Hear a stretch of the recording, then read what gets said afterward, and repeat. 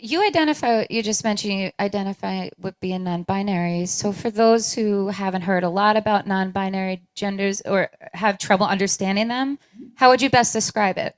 Sure. So in society, specifically in the United States, we operate in a very in the gender binary, and so a binary is made up of two parts. And the gender binary, you've got male on one side and female on the other side, and that's kind of what our society, how we operate. If you're non-binary, you identify outside of that, and so and non-binary is an umbrella term. So there are lots of things that can fit under that umbrella. For me personally, I don't really identify with any gender. Some people identify with both genders at different points. Some people identify as like gender queer or androgynous, and those things mean different things to different people. And so, but the broad definition of non-binary is that you just don't identify within that male-female binary that is so entrenched in our society. Yeah, it's so interesting because I didn't really know a lot about this before interviewing you today and the research that I've done. But yeah, I mean, how would you say, what would you say to those who might misconstrue being non-binary with, maybe just being confused about your gender identity or like maybe following a new fad type of thing? Like, how would you rebunk that?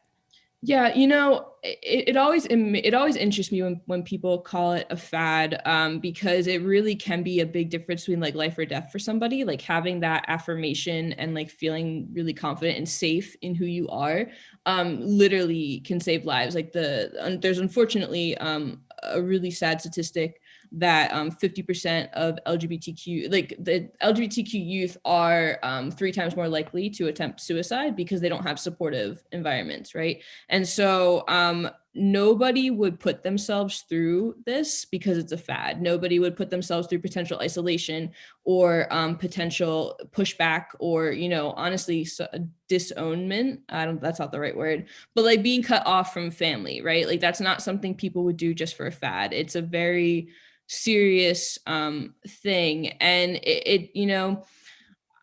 I wouldn't say like or in some ways I would say that I was confused for a long time because I didn't have the language to describe how I was feeling. So it's not that I was confused about who I was, right? It's just that I didn't have the vocabulary to properly explain it. And so having access to that vocabulary is a really big deal. And so it's not that people are confused about their identity. It might just be that they haven't figured out the language to use what best describes them. And it's also important to remember that identity changes, right? Like who I was 4 years ago is not who I am today. Who I was when I was a kid is not who I am today. And we can say that for ourselves in a lot of different ways. But for some reason, people don't put that same assumption on gender, right? It tends to be like about personality. But who's to say our gender and our sexuality can't change? And they do. So interesting. So, how does being non-binary translate to like public restrooms? Like, what does that mean? Yeah. So bathrooms are the bane of my existence, to be Yeah. completely honest. Because I present very I present very masculinely. And so but I don't feel safe in men's restrooms. There tends to be like, you know, more I always am afraid of violence if I go into men's restrooms. I also get very nasty looks when I go into women's restrooms, and so I feel most comfortable in gender inclusive restrooms or what most people know as family restrooms. Unfortunately, family restrooms don't exist everywhere, so I kind of either have to wait or make a choice, and I'll usually choose the women's because as nasty as those looks are, I've never been threatened with violence, whereas I have trying to go into the men's room. So yeah, bathrooms kind of suck sometimes. Yeah, isn't that crazy? Like something that seems like so normal that it could stir up yeah, your safety could be put to risk. And that's so sad to me. Do you think like in a perfect world there would be a third restroom? Honestly, in a perfect world, all restrooms would be gender inclusive, and so in a lot of like restaurants and like public spaces like that, they typically have two single stalled bathrooms, right? But it's just labeled men and women. Like you could honestly like just put a trash can in the men's room for menstrual products and like just label them both like bathrooms, and you'd be set. Or for bathrooms with multiple stalls, if you honestly like extend the stalls down and get rid of the gaps, they can become gender inclusive bathrooms. That takes money though, and not everyone is willing to put those resources into that. But I would love more gender inclusive bathrooms, multi-stalled or single stalled, just period. Yeah. Can you explain to our audience why normalizing the use of pronouns or asking for pronouns is important? Yeah. So we tend to make a lot of assumptions about people that we meet or that we see based on how they look, or even if we learn their name. So like if you think of a stranger that you saw today and describe them in your head, you probably assign them a pronoun, like he or she. But the truth is, until that person tells us what their pronouns are, we can't know. And so part of it is like breaking this pattern of assumption.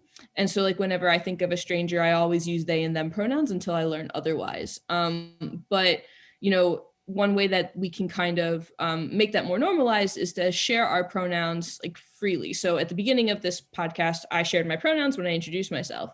My pronouns are in my email signature, my social media bio. I always change my Zoom name to include my pronouns, or Microsoft Teams, or whatever platform I'm using. And you know, it always seems to fall on trans and non-binary folks to do that, right? But it's really important for cisgender folks, and cisgender means that you identify with the gender you were assigned at birth.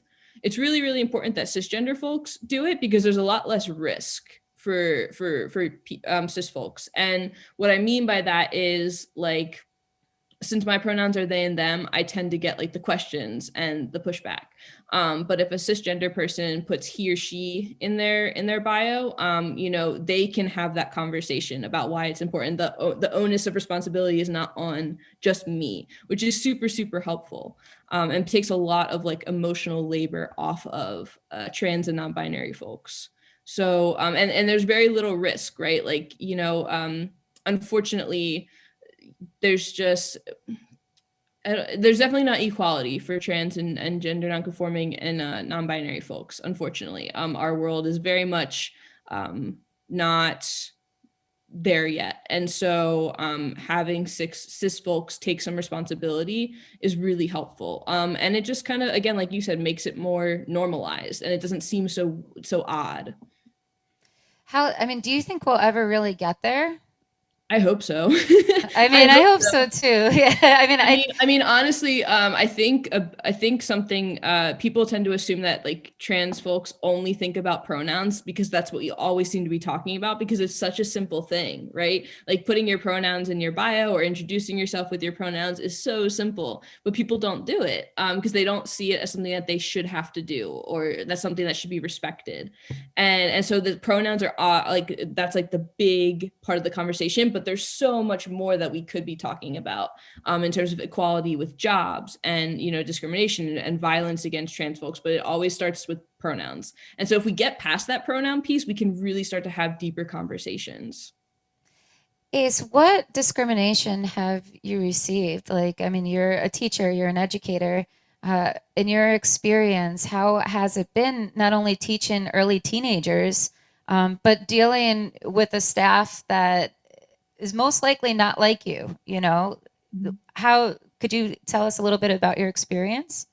Sure. So the majority of this experience I'm drawing on comes from the 5 years that I spent at my previous school in Maryland. And I was the first openly trans non-binary teacher in the entire county. They didn't have any policies in place. They didn't have any procedures or guidelines on like how to handle a teacher transitioning, socially transitioning. And I, you know, worked with the union and the HR departments to really build that from the bottom up. And that was just a lot of education and misunderstanding, and like people not getting like why certain things were a big deal to me. Like, for example, one thing I was really pushing for was to not let parents pull their kids out of my class because they didn't like how I identified or who I was. And unfortunately, my administration let that happen twice. And so parents felt so strongly that even though I was I'm always learning as a teacher, but I'm a really good teacher. And I have great relationships with my students. So even though I was a really like good teacher, they cared so much about my pronouns and about my gender identity that they pulled their kids out of my class. And some of the parents on public Facebook groups like made some really nasty comments, but the kids were phenomenal. Like I will take kids over adults any day of the week, because like I think for a lot of them they just need someone to explain it to them, and I was more than happy to do it because it came from a place of curiosity rather than judgment. And like the kids handled it so well, the parents and the staff not so much. And I actually left that job because it was such a toxic environment, and I decided to prioritize my mental and emotional health. And now I am in an incredibly supportive environment, where the admin handles parents and I never have to hear about it. Like if there have been any issues, I don't know about them, which is really, I mean, like I think people underestimate like how much of a burden is lifted when that's taken care of by somebody else. Like it's again not on me to try and defend myself, and so that's really cool. And the kids, it just takes some practice, right? A lot of the kids in my old school had never heard of somebody with they and them pronouns. So it just takes practice getting used to using those pronouns, which is totally understandable. And by the time we went virtual in March when COVID hit, they had gotten really, really good at using my pronouns. And I was so sad to lose that face-to-face interaction. Aw. Yeah. That's cool. It's so funny. Do you think like the parents you're receiving this like negative backlash from those parents because they feel like you're trying to push like some agenda on them or something? Yes, absolutely. Yeah. And So there's I ridiculous. know it Yeah. is. It is. There's no agenda, y'all. There's no agenda. We just want to like live authentically and be ourselves. And I will say I did have a lot of kids come out to me last year, at my old school. And I think honestly, it comes back to, like you said, that visibility, like having an adult who is a successful adult. Like some kids can't see themselves older, right? Like see themselves living as authentically themselves when they're older. And so to have an adult who does and who is, I think that and some of them did like specify that, like that was really cool. Seeing an adult living authentically meant a lot to them. And so like that's why I'm super out and open. And I do this kind of work because like it would have meant a lot to me as a kid, and seeing how what it means to other kids has meant the world. Like that's been a really cool full circle moment for me. Good for you, Ace, for finding yourself in a happier place, where you can thrive on being you.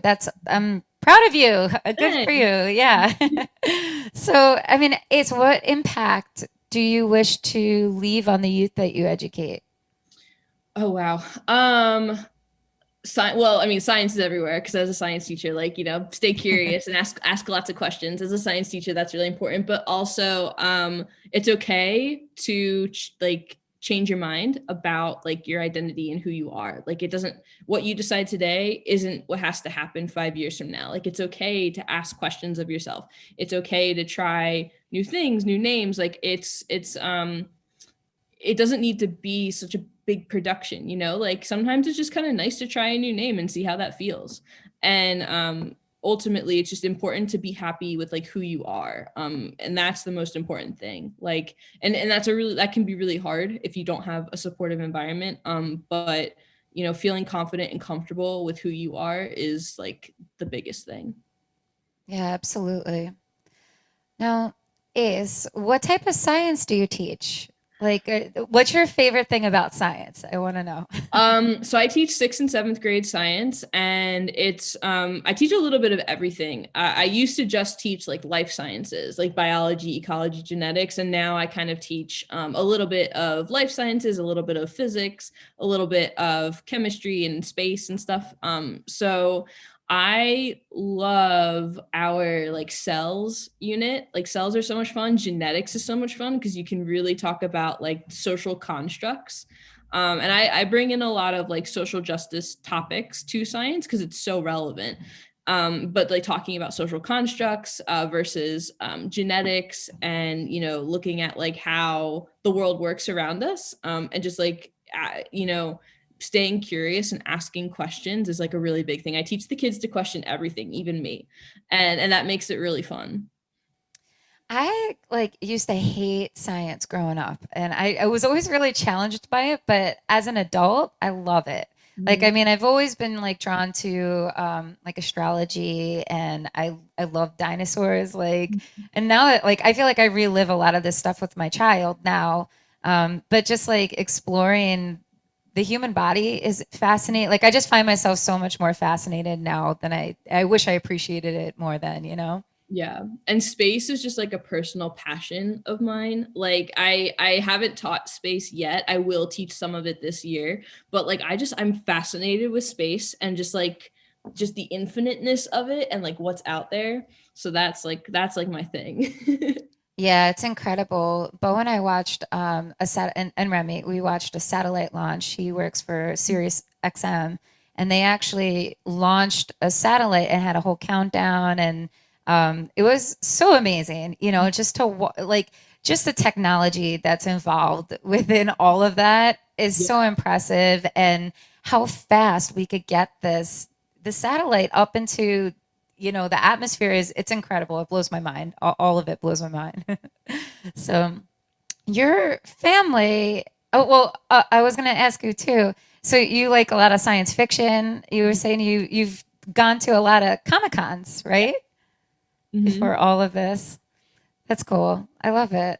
So your family, you had mentioned, is like totally detached from social media, and they actually have no idea about this, what we're experiencing of you right now. They don't know about your activism, nothing. Yes. So there are two people who do know. One knows everything, one knows a little bit, but for the most part, like my immediate family is completely in the dark about this. And that's a personal choice that I made. I had a really negative experience so coming out as queer, as like asexual and aromantic, it didn't go badly, but like there was just not a lot of misunderstanding, misconceptions, and it's just like, just don't talk about it was kind of the thing I was left with, the message I was left with. And I tried to come out, when I identified as male, I tried to come out as trans masculine, and it did not go well. There was like safety issues, and I did not speak to my family for, I'd say, about 4 months. And we reconciled like a little bit, and we've slowly been building our relationship back up. But in terms of who I am right now and all the work that I've done now, they know nothing. And that was just I kind of really went back and forth on that for a long time. Like part of me felt like I wasn't being authentic if I wasn't out to my family. And now I'm just of the mindset that I need to do what feels best for me. And for me right now, it's protecting my energy with them, and building up to a place where I feel comfortable enough to tell them. Because right now I don't feel comfortable telling them. And because this is a really beautiful thing, and I've done so much awesome stuff, and I don't want their negative reaction, which I anticipate would happen based off of how it went last time, to overshadow any of the work that I've done. And so that's a personal decision. That doesn't make me any less valid in my identity or who I am. It doesn't mean that I'm a fake. A lot of people aren't out to their families for a lot of different reasons. And it's honestly what's best and safe and most comfortable for me right now. It doesn't mean it's not hard. Like I wish I could share some of the cool stuff that I'm doing with them, but ultimately, like I have a really supportive found family who has been there from the beginning, and so I can share it with them. Have you been called a fake before because of um, this? Like, No, no, there is, I think, some stigma within like some pretty privileged sections of the LGBTQ community, who feel like you have to be completely out, which isn't true or fair, because not everybody has the same situation. And then my straight and cisgender coworkers just don't like it, just kind of a mind it's like mind boggling to them. I wouldn't say they call me like fake, but they definitely like it's a big shock to them that I'm not out. Like, well, why wouldn't you be out? And I was like, well, trauma. So yeah. You know, that thing called trauma. yeah, it's You're pretty so big, it's funny. pretty intense. I mean, how do you get beyond that though? Because that's gotta like, I mean, it seems like you're pretty close with your family. So if you just kind of, it's almost like a don't ask, don't tell type thing. Do you Yeah. think they've already had your messages, like that to them, that how you felt, right? And so, I mean, how do you deal with that inside? Because that's got to be very difficult. Yeah, I compartmentalize a lot.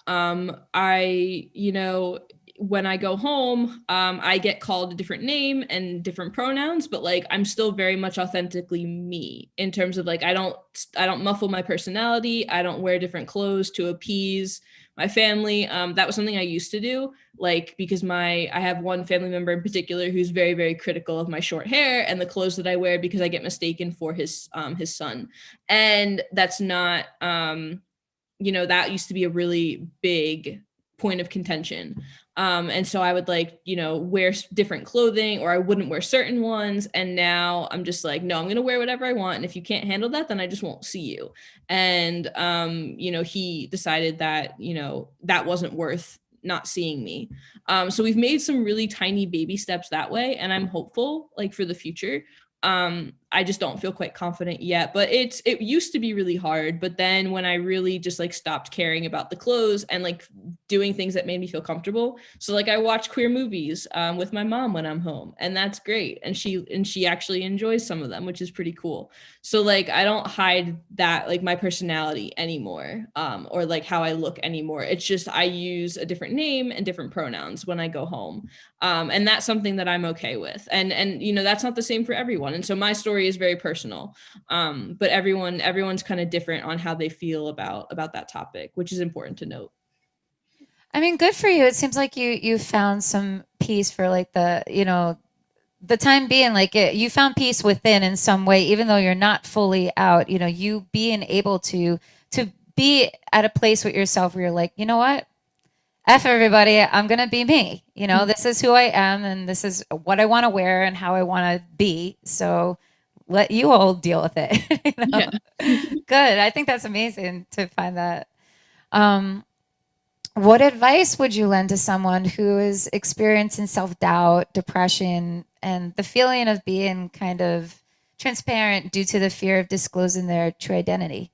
Yeah, I mean, you're definitely not alone. There are other people who experience similar struggles. I won't say the same because everybody goes through something different, but I think something that is really beautiful and also like heartbreaking about the LGBTQ community is we can really like there are some things that are just like a shared understanding, and I think unaccepting families is one of them. And so you're definitely not alone. You're not the only one.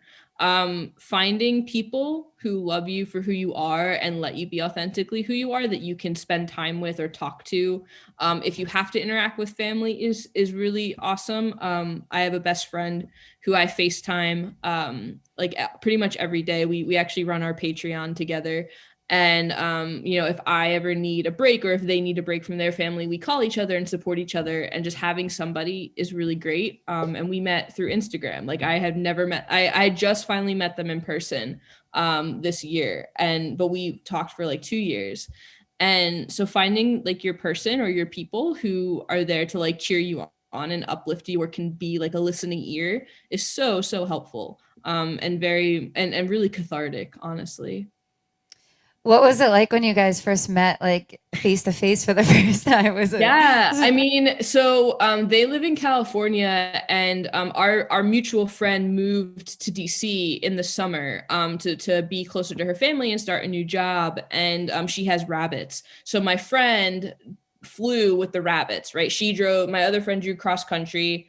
The person I got to meet flew with the bunny rabbits, and so we met up safely in DC. And we did like a social distance afternoon, and it was just like I was like, you're taller in person. Because we're only That's looking for funny. FaceTime, yeah, or Zoom. And so it was just so cool though. It was just so cool being in the same space with them and like sharing, like having our enthusiasm bounce off each other. Like it was so much fun. Yeah, I bet. I bet in some ways it's like it feels so normal too. Like it's not because you had this prior relationship, that it's just like, oh, here you are, like right in front of me. That's Yeah. pretty cool. How Mhm. fun. Why in this day and age do you believe acceptance to like still be such a struggle? Honestly, tolerance is still such a struggle. Like acceptance is the next level, right? We're still on tolerance. Like we're still like, Yeah. getting people just to like tolerate that LGBTQ people exist. Like I think people are afraid of what they don't know or don't understand. We are a very like Christian centric society, which is very much rooted in homosexuality as a sin and all of the stuff that comes with that. And when I say Christian centric, I don't mean that. I mean that those are the values that are held up higher, right? We have an incredibly diverse religious community in the United States, but Christian value, right? Family values tends to be tied to Christian values, which is the dominant culture. And so you have a lot of lawmakers who feel like that, and that reflects in the legislation they pass, that reflects in where funding goes. And tolerance needs to come, and then acceptance is like, I'm done with tolerance. Acceptance needs to be the thing where uh it shouldn't be a struggle just to like be authentic and have a job or be employed and not be discriminated against because of your gender or sexuality. And be uplifted, right? Like not having to claw your way up to the top. Like that should be an opportunity that everyone can experience. And there's even more discrimination in terms of like race in the LGBTQ community, so it's not even an equal footing right now. So yeah, there's so much work that needs to be done, and there's absolutely been progress made, but it would be great to like to for acceptance to be the norm. Yeah. Oh, of course. Across the board, it's just seems like things have worsened in this past year, and I just hope that you know with platforms even like this, like this has exposed a lot of personalities and people are that are even tuning into this. Like it's we're able to get messages across now, and hopefully that starts translating into an effective change for people of all races and backgrounds and sexualities. I mean, it sounds like a dream, doesn't it? In Yeah, some ways. yeah, that should be like the norm, but yes, absolutely, I totally agree. Man, how can we be more mindful in our approach to topics that may be sensitive for those who are transgender or non-binary? Yeah. So I think like the big thing is not assuming that everyone is as open to answering questions and educating. Like this is something that I'm really, really passionate about and I like to do, but I also am very intentional about how I expend my energy. And so like I think a lot of trans folks get asked really intrusive questions, or like questions that you can very easily Google. And Google is free. The labor that is expected of trans people really shouldn't be free. Like people should be compensated for that stuff. But I think to like you mentioned that you did your own research before this podcast, and that is awesome, and I really appreciate that. Like most people won't even do that much. They'll just like um direct all that labor to their trans friend. But like there are just some things that people don't need to know. And like asking about like surgeries, what surgeries have you had, like what like medical things have you done, like that's not that you don't need to know that, right? You wouldn't ask a cisgender person what surgeries they've had, right? That's not like a topic. Like you're not people are not entitled to that information. And so just recognizing that like you don't need to know every single detail of your trans friend or colleagues like personal life, because we're just people who want to live without like all that scrutiny. And and some people don't want to do education, right? And just respecting that they might not want to answer any questions or take the time to explain like why what you did was offensive. And you have to process that with a cisgender person, or if you're talking to a queer person, process that with another straight person. And everyone starts their journey somewhere, but like doing some of your own research, looking for people, for queer folks who have written articles or watch videos, do some of the work on your own. I think that's my biggest piece of advice. And there are people who do educate for free, and use that, but also if you you can also compensate people for the work they're doing. So it's like supporting queer authors, right? Paying queer people for their labor, joining Patreons, and stuff like that can be really helpful. Sure. Now, I mean, how do you believe you've personally and professionally evolved over the course of these 4 years? I mean, I'm sure tremendously, right? Yeah, and when I first started my work with all of this, I was not very intersectional. It was very me centric, and intersectionality is a term coined by Kimberly Crenshaw, and it's just about this idea that we have lots of pieces of our identity, and they all intersect in different ways in terms of how we experience privilege and oppression.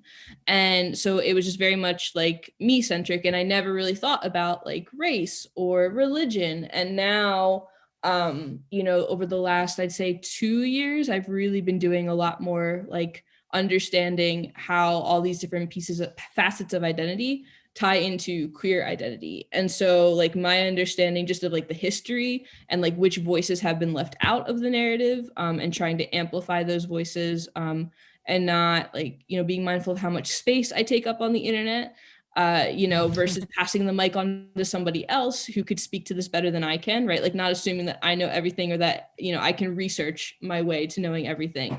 So I've really grown a lot, like from 4 years ago. Even in the last like 2 years, I've grown tremendously. And it's lifelong work, which is somewhat daunting, but also like great because as a teacher, I really value learning. And so like that's really exciting that we never really stop learning how to be better humans. Yeah, I definitely think that's the key, right? We should always be trying to better ourselves in some ways. And I think, like the going back to the educating of, today's, having you on the show and today's theme, I think it's the more we educate ourselves, it's way easier, the better we are to each other. If we educate, take the time, take a moment to just look into something you're not sure about, if whether you're indirectly or directly like affected by it, it's good to know. It's just going to help us cohabitate in a way that we're not right now. There would be less bias, there would be more love, and people could just go on and live the way they want to. I don't know, that's me, that's my preach. No, but I think you bring up a really good point because I think as people, we tend to gravitate towards those who look and sound and have similar ideas to us, in terms of like the media that we consume or like what books we read and what we learn about. And so like really intentionally focusing our attention to other things, and consuming books by authors of a different race or religion or ethnicity, watching media with people who don't look like us and being really intentional about that, it shows just how much is lacking, I think, right? Like and all, like, so I think media is very white and straight dominated, and so realizing like which voices are missing can make you be more intentional about like supporting other work and when people support work, that's the stuff that tends to get made, right? And so it's this like ripple effect, and you have to be vocal about that, like about wanting more representation, for lots of people. And so just like stepping away from the me to the we, like you said. Yeah, definitely. Hey, what has surprised you most to learn about yourself throughout all this? Oh gosh. I never really thought that I would be somebody that people would listen to. Like I've never been that person. I've always kind of been in the shadows. And I think as I reflect like on my childhood and on my teenage and college years, like I think a lot of that has to do with because I just didn't really have a solid understanding of my identity. So I think I think the thing that surprised me the most is that I can do leadership stuff like this, or I can be somebody that people listen to, and like that has been very unexpected but also very incredibly humbling and cool.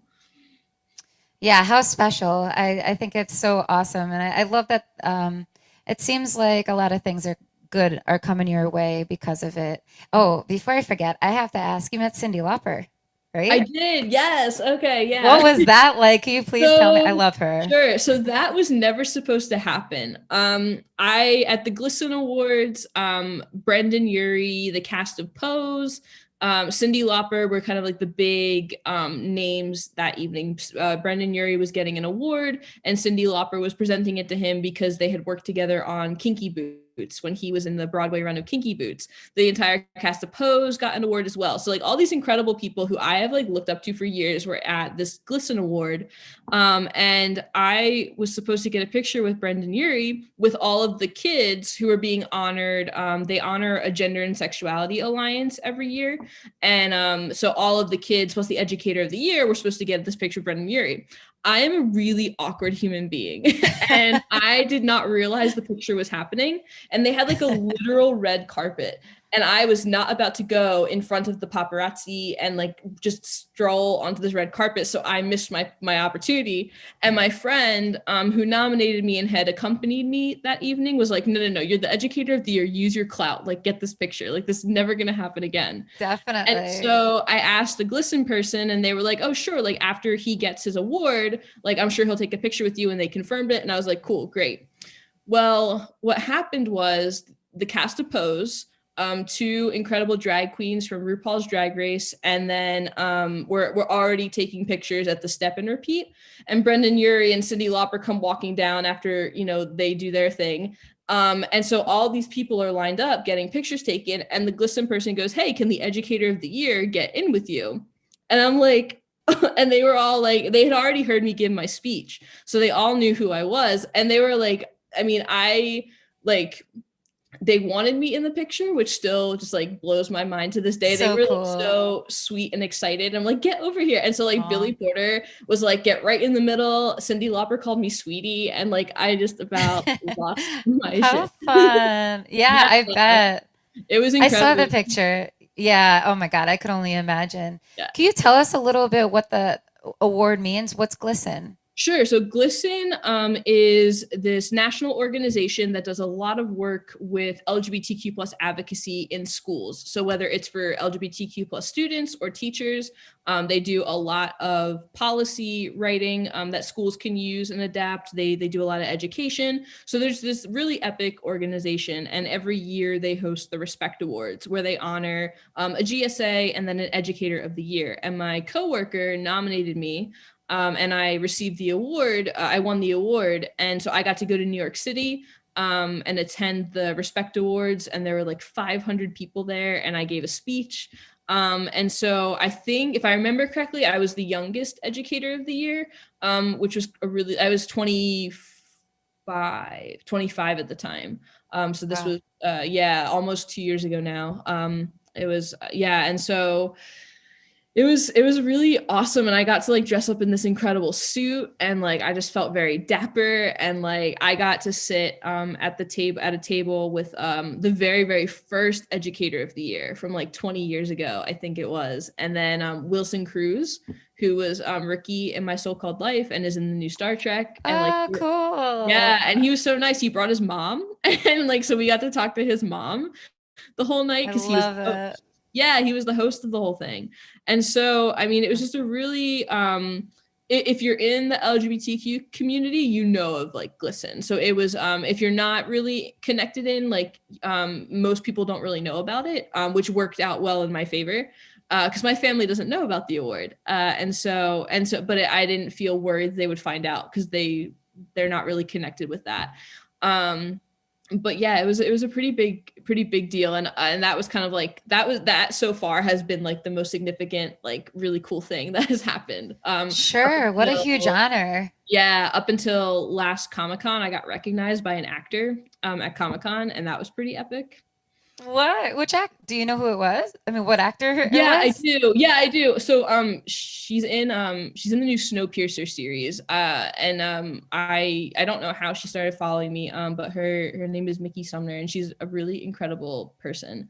And I went to a Snowpiercer panel and got to ask a question, and she like recognized me because of all the stuff I was doing on Instagram.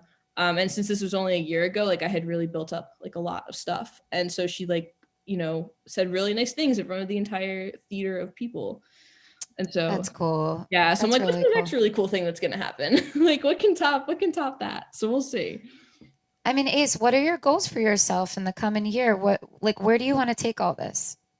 I would love to be like a presenter and facilitator, and I've done it a couple of times. But I would like that to be like a more regular thing, like to do trainings with schools or businesses on LGBTQ plus inclusion.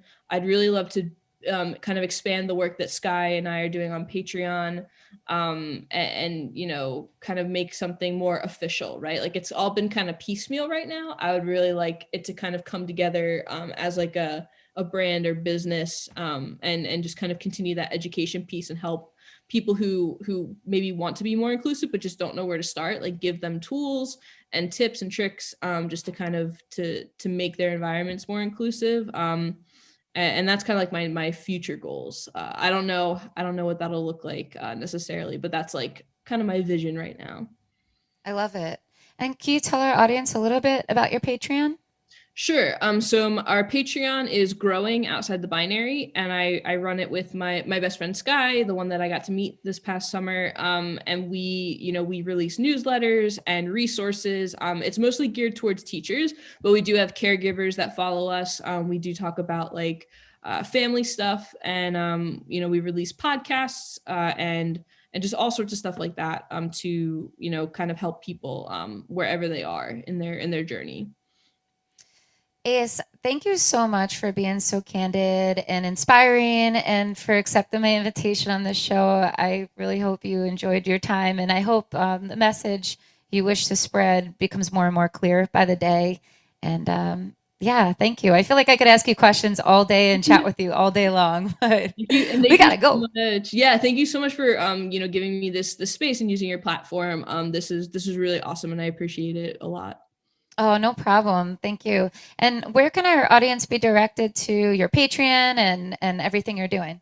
Sure. I'm most active on Instagram, teaching outside the binary on Instagram. I have a link tree in my bio with like my website, and my Patreon site, but our Patreon is growing outside the binary, so it's a little different. But those are like the two big places where I'm active. Awesome. So make sure you go check out Ace, and thank you again. Yeah, I'm thank going you. to leave you all off with my thoughts on today's theme. Today's theme was visibility. To be visible is to feel a value. Visibility validates our efforts, and it's what makes us feel loved and appreciated for our authenticity. It is our differences that make our world spin, yet so often our differences are what drives us apart. Remember this: it takes the same amount of effort to fear and to judge the unknown as it does to face it head on with an open mind. Choose to walk the educational route rather than walk blindly in the path of ignorance. To effectively cohabitate in this world, we must all do our part to become a touch more sensitive to those around us, to respect one another's story and the contributions we all make to our communities and beyond. At the end of the day, we are all humans striving to live as best as we know how in search of meaning and fulfillment. We can't control what hand we're dealt in life, but we are always in control of our responses, reactions, choices, and decisions. So I beg you, choose the higher route, choose to educate yourself and to hear others out. It's okay to agree to disagree, but always choose respect. Most importantly, choose love. Show those you care about that they matter by acknowledging what's important to them. Be present and listen with an open heart and mind. Such simple acts can truly make a world of a difference and truly can impact the entire climate we live in. Keep spreading kindness, and you guys be good to yourselves. Thank you for tuning into today's show. Big thanks to Beau Productions, to our local sponsors, Blades Catering, Rochester Woman Online, Chris Sirianni at IT Insights, Rochester, and Bridgett Hoag of Empire Realty. Shouty to our Patreon sponsors, James Farley of Northwestern Mutual and Maiden Voyage Studios. Afternoon Cocktail is now available on all podcasting networks, and all previous video casts are archived at our YouTube page at afternooncocktail.show. So go catch up on your inspiration. We got 73 episodes behind us, behind today's, and you guys will be back here this Wednesday with our final dance of 2020. You guys have a great day. Thank you.